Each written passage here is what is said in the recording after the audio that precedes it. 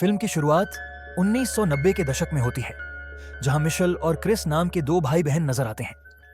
Chris बेहद बुद्धिमान था और अपनी छोटी उम्र में ही एक परीक्षा दे रहा था, जिससे वह सीधे कॉलेज में प्रवेश पा सके। परीक्षा खत्म होने के बाद जैसे ही वे बाहर आते हैं, उन्हें आर्मी ऑफिसर्स रोक लेते हैं, क्योंकि क्रिस ने एक कॉस्मो रोबोट वाला शर्ट पहना था, जो यह दर्शा रहा था कि उसे रोबोट्स पसंद हैं। इस समय दुनिया इंसानों और रोबोट्स के बीच होने वाली जंग के कगार पर थी। कहानी हमें थन नाम के एक वैज्ञानिक से मिलवाती है, जिसे रोबोट्स से बेहद नफरत थी। सालों पहले रोबोट्स को इंसानों की सहायता के लिए बनाया गया था, लेकिन जब वे खराब हो जाते तो इंसान उन्हें बेकार समझकर फेंक देते थे। लगातार अपने साथ बुरा बर्ताव सहने के बाद रोबोट्स ने अपनी इज्जत और अधिकारों की मांग करने के लिए एक गठबंधन बना लिया, जिसका नेतृत्व पीनट नाम का रोबोट कर रहा था। इंसानों को यह बगावत पसंद नहीं आई और धीरे धीरे रोबोट्स और इंसानों के बीच जंग छिड़ गई। इंसानों ने रोबोट्स को अपने घरों में रखने और उपयोग करने पर प्रतिबंध लगा दिया, जिससे चारों ओर युद्ध का माहौल बन गया। इस दौरान एक मिलिट्री ऑफिसर अपने मुख्य अधिकारी को रिपोर्ट करता है कि रोबोट्स इंसानों पर भारी पड़ रहे हैं और उनकी तकनीक इंसानों से कहीं अधिक विकसित हो चुकी है।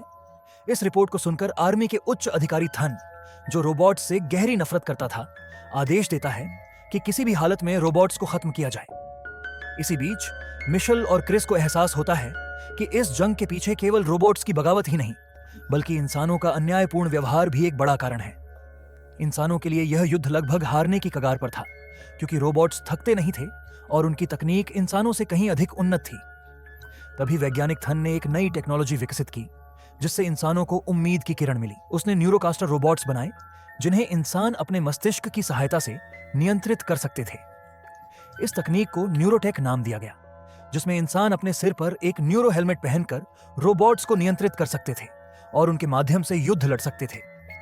ये न्यूरोकास्टर रोबोट्स भी अन्य रोबोट्स की तरह ही ताकतवर थे, लेकिन इंसानों द्वारा नियंत्रित होने के कारण रणनीतिक रूप से बेहतर साबित हुए। कुछ ही हफ्तों में इस तकनीक की मदद से इंसानों ने युद्ध में जीत हासिल कर ली।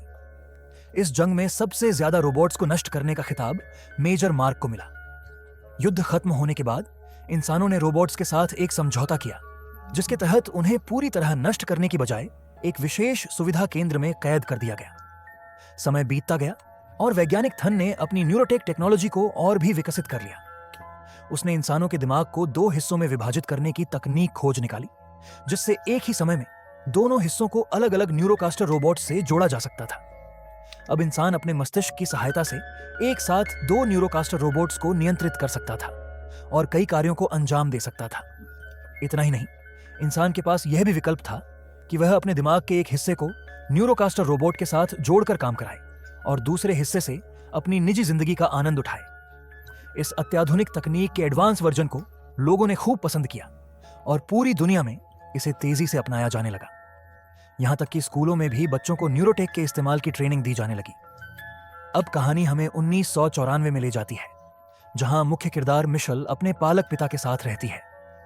स्कूल पहुंचने पर दिखाया जाता है कि सभी बच्चे न्यूरो हेलमेट की मदद से पढ़ाई कर रहे हैं, लेकिन मिशेल इसे इस्तेमाल नहीं करती, क्योंकि उसे अपनी इंसानी क्षमताओं पर ही भरोसा है। नियमों का पालन न करने के कारण मिशेल को प्रिंसिपल के ऑफिस बुलाया जाता है, जहां प्रिंसिपल उसे चेतावनी देती हैं कि अगर उसने स्कूल के नियम नहीं माने तो उन्हें उसकी मां को शिकायत करनी पड़ेगी। इस पर मिशेल भावुक होकर बताती है कि उसकी पूरी फैमिली एक एक्सीडेंट में मारी गई थी। यह सुनकर प्रिंसिपल को बहुत दुख होता है और वह मिशेल को न्यूरोथेरेपी लेने की सलाह देती है, जिससे उसका मानसिक संतुलन ठीक हो सकता है। लेकिन मिशेल को टेक्नोलॉजी और आर्टिफिशियल चीजों से सख्त नफरत थी, इसलिए वह इस सलाह को अनदेखा कर देती है। तभी उसे अपने अतीत की यादें सताने लगती हैं, जब उसकी जिंदगी पूरी तरह बदल गई थी। उसे वह भयानक एक्सीडेंट याद आता है, जब उनकी कार के सामने अचानक एक हिरण आ गई थी। उसे बचाने की कोशिश में कार का संतुलन बिगड़ गया और एक भयंकर दुर्घटना हो गई। इस हादसे में मिशेल की पूरी फैमिली खत्म हो गई और वह खुद भी मौत के मुंह तक पहुंच गई थी। मिशेल को होश अस्पताल में आया, जहां उसने एक चश्मा पहने डॉक्टर को देखा। जैसे ही उसने आंखें खोली, उसे ऐसा महसूस हुआ कि कोई उसके घर में छुपकर घुसने की कोशिश कर रहा है। डर के मारे वह जल्दी से बिस्तर के नीचे छुप गई। तभी एक कॉस्मो रोबोट उसके कमरे में घुसा, जिसने बिस्तर उठाकर उसे ढूंढ लिया। जब मिशेल ने डरते हुए रोबोट को मारने की धमकी दी, तो रोबोट ने अपने सिर की ओर इशारा करके उसे एक वायर जोड़ने के लिए कहा। जैसे ही मिशेल ने वायर जोड़ी, रोबोट बोलने लगा और उसने चौंकाने वाला खुलासा किया, मैं तुम्हारा भाई हूं।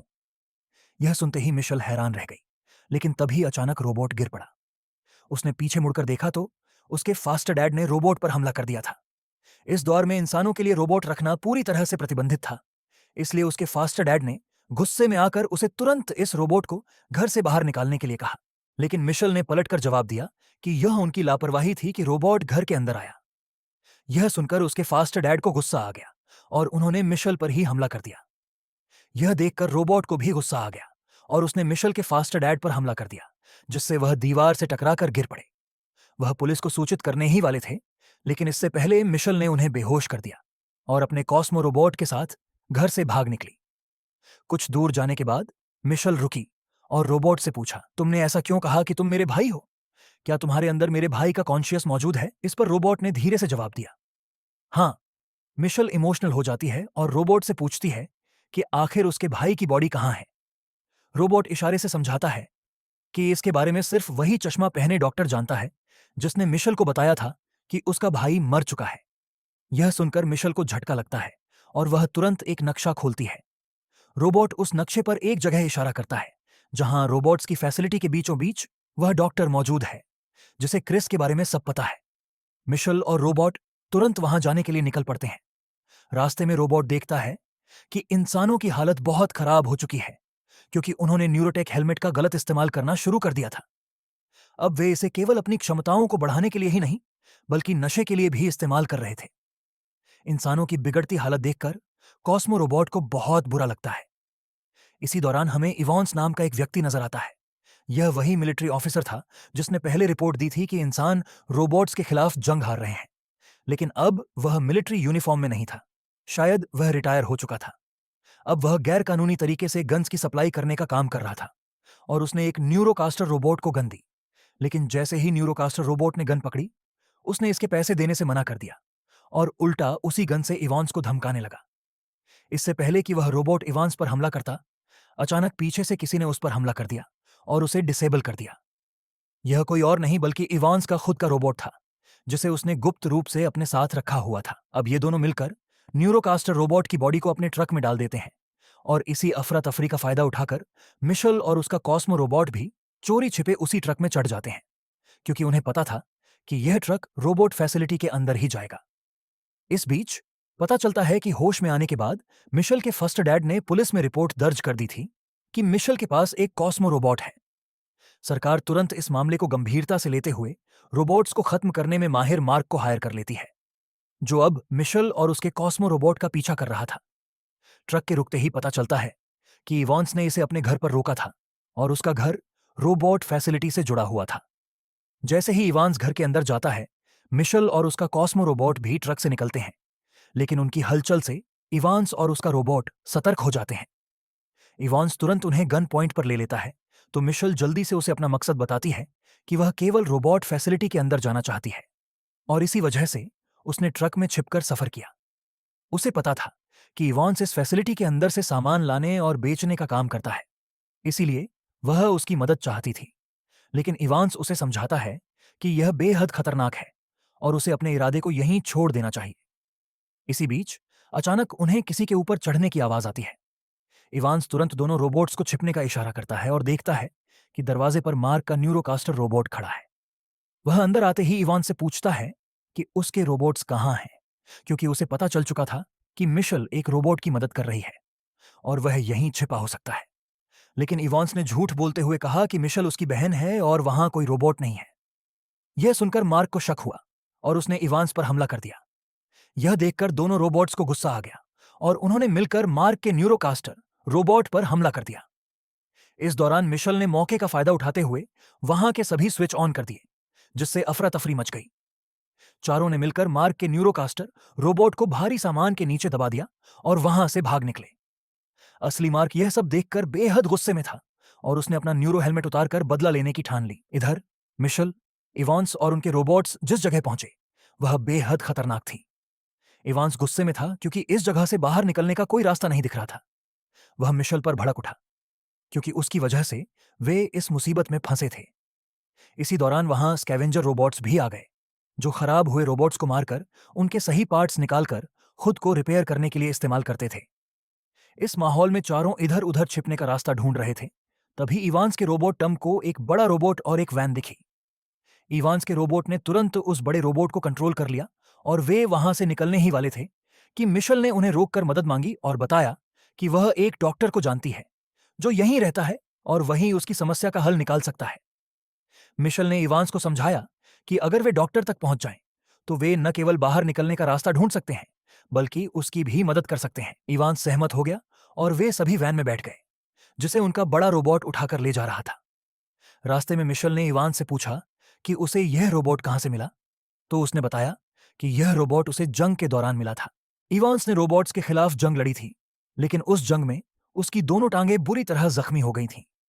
तब इसी रोबोट ने उसे बचाया था और उसकी जान बचाने के साथ साथ उसे फिर से चलने में मदद की थी। इवांस ने कहा कि इस रोबोट का उस पर बहुत बड़ा एहसान था, इसलिए उसने इसे हमेशा अपने साथ रखा।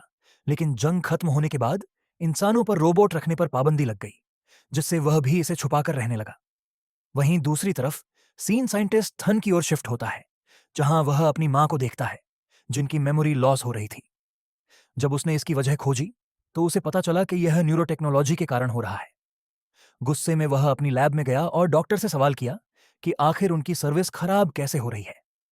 डॉक्टर ने बताया कि क्रिस भाग गया है, जबकि उसकी मदद से ही न्यूरोटेक्नोलॉजी को ऑन परेड किया जा रहा था। यह सुनकर थन को गुस्सा आ गया और उसने सवाल किया कि क्रिस भाग कैसे सकता है, जबकि उसकी बॉडी तो उनके पास थी। डॉक्टर ने बताया कि क्रिस ने अपना कुछ कॉन्शियस एक रोबोट में ट्रांसफर कर दिया था और उसे वहां से निकाल दिया था, जिससे न्यूरोटेक में समस्या आ रही थी।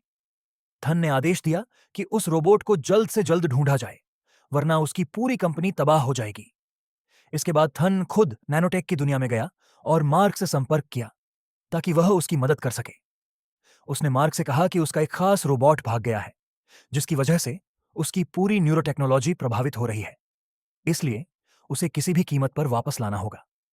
थन ने मार्क से कहा कि यदि वह रोबोट को पकड़कर लाए तो उसे मनचाहा इनाम मिलेगा, जिस पर मार्क ने जवाब दिया कि वह पहले से ही उस रोबोट और मिशेल को ढूंढ रहा है। थन ने उसे आदेश दिया कि मिशेल को जेल में डाल दे और रोबोट को उसके हवाले कर दे। चूंकि मिशेल और उसके साथियों ने मार्क का पुराना न्यूरोकास्टर सूट नष्ट कर दिया था, इसलिए थन ने उसे नई टेक्नोलॉजी वाला सूट मुफ्त में दिया। सीन बदलते ही मिशेल और उसके साथी एक अजीब जगह पर खड़े नजर आते हैं, जहां अचानक किसी ने उन पर फ्रिज फेंक कर हमला कर दिया, जिससे उनकी टीम का बड़ा रोबोट घायल हो गया। कुछ ही देर में कई रोबोट्स आए और उन्हें बंदी बना लिया। फिर उन्हें डॉक्टर पीनट के पास ले जाया गया, जो इन सभी रोबोट्स के लीडर थे। मिशेल डॉक्टर पीनट को देखकर हैरान थी कि वह अब तक जिंदा है। डॉक्टर पीनट ने मिशेल से पूछा कि वह यहां क्यों आई है, क्योंकि आमतौर पर इंसान उन्हें मारने के इरादे से आते हैं। मिशेल ने जवाब दिया कि वह किसी को नुकसान पहुंचाने नहीं आई है, बल्कि सिर्फ एक डॉक्टर को ढूंढ रही है जो इसी फैसिलिटी के अंदर रहता है। डॉक्टर पीनट ने बताया कि कहीं दूर एक सेफ हाउस है जहां शायद वह डॉक्टर मिल सकता है, और फिर उन्होंने मिशेल से पूछा कि वह उस डॉक्टर को क्यों ढूंढ रही है।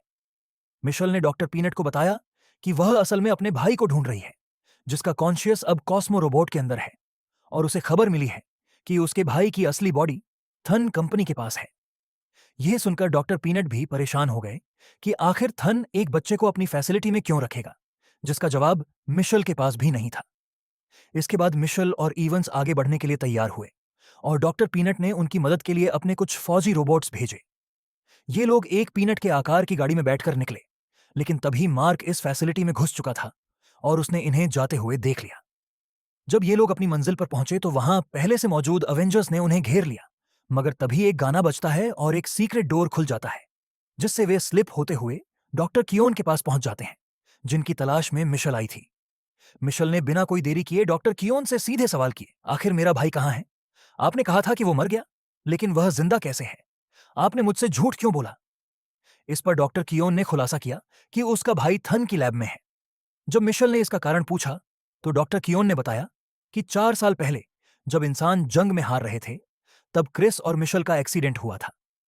जब उन्होंने क्रिस का एमआरआई किया तो पता चला कि वह असाधारण रूप से जीनियस है और उसके दिमाग में कुछ विशेष क्षमताएं हैं जो उसे गॉड गिफ्ट के रूप में मिली थीं, और यही शक्तियां उनके लिए सबसे बड़ी उम्मीद बन गई। डॉक्टर कियोन ने मिशेल को बताया कि क्रिस की ब्रेन पावर से ही न्यूरोटेक संभव हुआ, लेकिन मिशेल गुस्से में थी और उसने पूछा कि उससे झूठ क्यों बोला गया कि उसका भाई मर चुका है।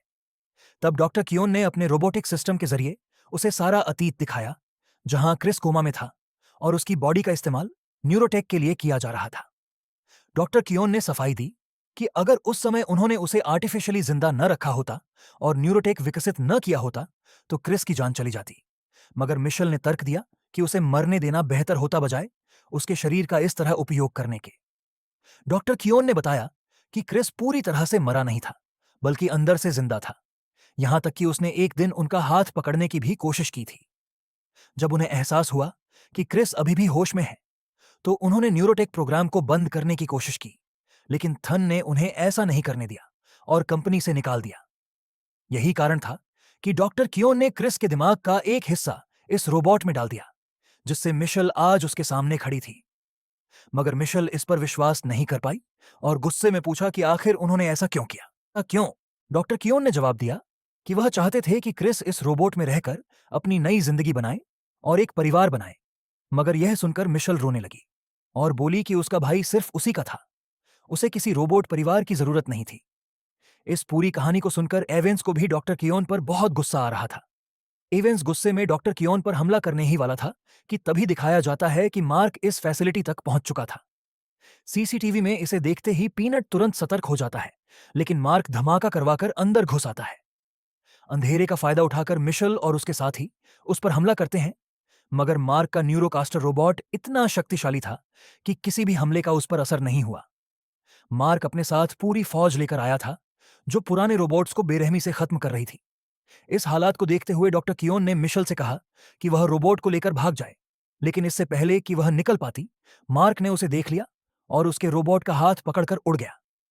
हालांकि उसने मिशेल को नुकसान नहीं पहुंचाया, लेकिन फैसिलिटी में भयंकर तबाही मच चुकी थी, जिससे पीनट भी गंभीर रूप से घायल हो गया। जब बचे हुए लोग वापस रोबोट्स की फैसिलिटी पहुंचे, तो देखा कि न्यूरोकास्टर रोबोट्स ने वहां लगभग सभी रोबोट्स को खत्म कर दिया था और जो कुछ बच गए थे उनकी हालत भी बहुत खराब थी। इसी दौरान मार्क उस रोबोट को लेकर थन के पास पहुंचता है, जिसे देखते ही थन राहत की सांस लेता है और कहता है, तुमने मुझे बहुत परेशान किया, अब ऐसा मत करना। इसके बाद डॉक्टर रोबोट को पकड़कर एक मशीन में लिटा देते हैं और उसके अंदर मौजूद क्रिस का कॉन्शियस वापस उसकी असली बॉडी में डाल देते हैं। मार्क यह देखकर हैरान था कि थन कितने बेरहमी से एक बच्चे का इस्तेमाल कर रहा था। थन ने अपने बचाव में कहा कि इसी बच्चे की वजह से वह न्यूरोटेक्नोलॉजी विकसित कर सका, जिससे पूरी इंसानियत बच पाई। इस दौरान मिशेल बेहद उदास थी, लेकिन इवेंस ने उसका हौसला बढ़ाया और कहा कि वे क्रिस को बचाकर थन की सच्चाई सबके सामने लाएंगे।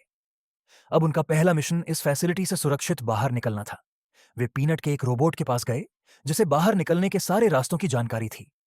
इस रोबोट ने बताया कि पूरा न्यूरोटेक क्रिस के दिमाग से संचालित होता है और अगर क्रिस पूरी तरह होश में आ गया तो पूरा सिस्टम ठप हो जाएगा। यह सुनकर मिशेल ने कहा कि यह तो अच्छा होगा, क्योंकि इससे न्यूरोटेक को बंद किया जा सकता है। यह रोबोट उनकी इस मिशन में मदद करने को तैयार था, लेकिन पीनट झिझक रहा था। उसने कहा कि वे पहले भी जंग नहीं चाहते थे, बल्कि सम्मान और शांति के लिए लड़े थे और अब भी वही चाहते हैं। इस पर मिशेल ने समझाया कि वे भी सम्मान और शांति की लड़ाई ही लड़ रहे हैं। बाकी रोबोट्स को मिशेल की बात सही लगी और उन्होंने मिलकर पीनट को भी मना लिया। अब सभी इस मिशन का हिस्सा बन गए और एक विशाल गोल आकार के वाहन में बैठकर उस शहर की ओर निकल पड़े, जहां थन की लैब थी। एक विशाल रोबोट के साथ मिशेल और उसकी टीम लैब पर हमला करने पहुंची, जिससे वे खिलौनों की तरह कारों को उठाकर लैब पर फेंकने लगे। अंदर बैठा थन यह सब देख रहा था और उसने मार्क को आदेश दिया कि अपनी आर्मी के साथ मिलकर इन सभी को खत्म कर दे। इवेंस इस बड़े रोबोट को कंट्रोल कर रहा था, लेकिन जल्द ही एडवांस न्यूरोकास्टर रोबोट्स ने हमला कर दिया, जिससे उसका रोबोट तबाह हो गया। इवेंस ने जैसे तैसे कूदकर खुद को बचा लिया। इसी दौरान पीनट भी अपने विशाल रोबोट के साथ पहुंचा और कॉस्मिक रोबोट्स ने न्यूरोकास्टर रोबोट्स से लड़ाई शुरू कर दी। जब सबका ध्यान बाहर की लड़ाई पर था, मिशेल लैब में घुस गई और अपने रोबोट की मदद से वहां मौजूद वैज्ञानिकों को डराकर भगा दिया। उसने एक न्यूरो हेलमेट पहना, जो उसके भाई से कनेक्टेड था। बाहर मार्क ने एक विशाल न्यूरोकास्ट सूट पहनकर तबाही मचानी शुरू कर दी और धमाके करने लगा। वह पीनट के सामने आ गया और उसकी बंदूक तान दी, यह पूछते हुए कि वह अब भी यह जंग क्यों लड़ रहा है। पीनट ने जवाब दिया कि आजादी से बड़ी कोई चीज नहीं होती। जब मार्क ने पूछा कि मौत भी नहीं, तो पीनट ने कहा कि अगर उसकी मौत से उसके साथियों को आजादी मिलती है, तो यह मौत भी उसे मंजूर है। उसकी बातें सुनकर मार्क प्रभावित हो गया और समझ गया कि असली इंसानियत पीनट जैसे रोबोट में है, जबकि असली रोबोट थन जैसा इंसान है जिसने अपने फायदे के लिए एक बच्चे का निर्दयी इस्तेमाल किया। इसी पल मार्क ने फैसला किया कि वह अब थन का साथ नहीं देगा, बल्कि मिशेल और उसके साथियों का समर्थन करेगा। मिशेल न्यूरोकास्टर हेलमेट के जरिए अपने भाई क्रिस से मिलती है, जो एक डिजिटल दुनिया में मौजूद है। वह उसे बाहर निकलने के लिए कहती है, लेकिन क्रिस मना कर देता है। वह समझाता है कि उसका अस्तित्व थन के बनाए सिस्टम का ही एक हिस्सा है, और अगर वह जीवित रहा तो थन इस तकनीक का इस्तेमाल करके दुनिया को और भी बर्बाद कर देगा। इसीलिए क्रिस चाहता है कि मिशेल उसे हमेशा के लिए बंद कर दे, ताकि न्यूरोटेक पूरी तरह नष्ट हो जाए। मिशेल इसे स्वीकार नहीं कर पाती, लेकिन क्रिस उसे याद दिलाता है कि उसने हमेशा कहा था कि वह दुनिया को बदल सकता है, और अब वह मौका आया है। दोनों भावुक होकर गले लगते हैं, और फिर मिशेल असली दुनिया में लौट आती है। होश में आते ही वह क्रिस की सभी मशीनों को बंद कर देती है, जिससे क्रिस की मृत्यु हो जाती है और न्यूरोटेक सिस्टम पूरी तरह नष्ट हो जाता है। बाहर न्यूरोकास्टर रोबोट्स तुरंत बंद हो जाते हैं और इवेंट्स की सेना जंग जीत जाती है। हालांकि इस जीत की खुशी तब गम में बदल जाती है जब इवेंट्स देखता है कि उसका रोबोट टिम भी पूरी तरह खराब हो चुका है। लेकिन तभी उसे एहसास होता है कि टिम के अंदर एक छोटा वेरिएंट रोबोट था जिसने उसे जीवित रखा था। इससे उसे थोड़ी राहत मिलती है और वह मिशेल को खोजने के लिए लैब के अंदर जाता है। जल्द ही दुनिया को पता चल जाता है कि न्यूरोटेक सिस्टम हमेशा के लिए खत्म हो चुका है। यह खबर मीडिया में फैल जाती है और मिशेल को इंटरव्यू के लिए बुलाया जाता है। वह पूरी दुनिया के सामने थन की सच्चाई उजागर कर देती है कि कैसे उसने एक बच्चे के दिमाग का इस्तेमाल कर इस तकनीक को चलाया था। नतीजा यह होता है कि थन को जेल भेज दिया जाता है। कहानी के अंत में मिशेल दुनिया के सामने एक भावनात्मक स्पीच देती है, जिसमें वह कहती है कि न्यूरोटेक की वजह से इंसान अपनी असली क्षमताओं को भूल चुका था। रोबोट्स पर निर्भरता ने उन्हें कमजोर बना दिया था, लेकिन असली ताकत इंसानों के आपसी सहयोग और भावनाओं में होती है। वह सभी को आगे बढ़ने और मिलकर नई दुनिया बनाने के लिए प्रेरित करती है। इवेंट्स भी भावुक होकर उसे गले लगा लेता है।